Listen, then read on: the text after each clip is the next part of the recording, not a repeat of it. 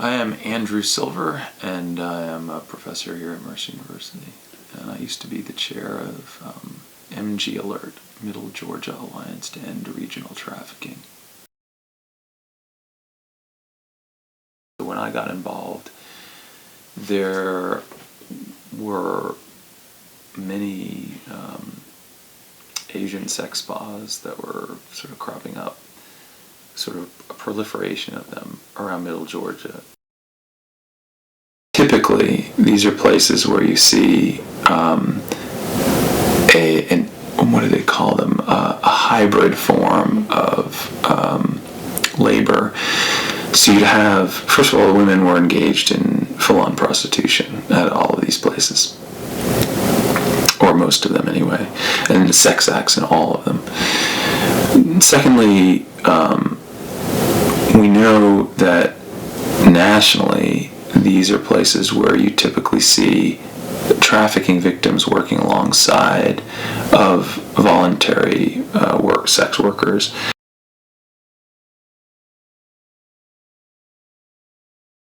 Typically with Asian parlors, they can sometimes follow army bases, and we've got an army base at Warner Robins.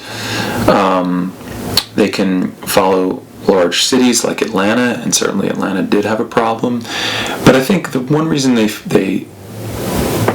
I thought empirically they were finding Macon for was not only just that it was close to Atlanta, close to Warner Robins at this confluence of major highways, but that throughout those other places in Georgia, at every major city, there were ordinances on the book to make sure that whoever was setting up a massage parlor was a licensed masseuse, and whoever worked for them were licensed and trained masseuses.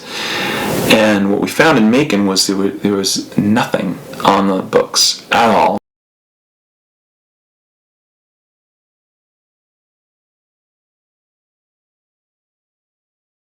It concerns me when we have different startup groups, uncoordinated, out trying to do good. I think it's much better to have one coordinated movement. I think it's much better for people to be in conversation across organizations.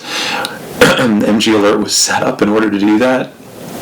And so I would hope that they would go to MG Alert and try to get some mentoring, get some guidance, and get some coordination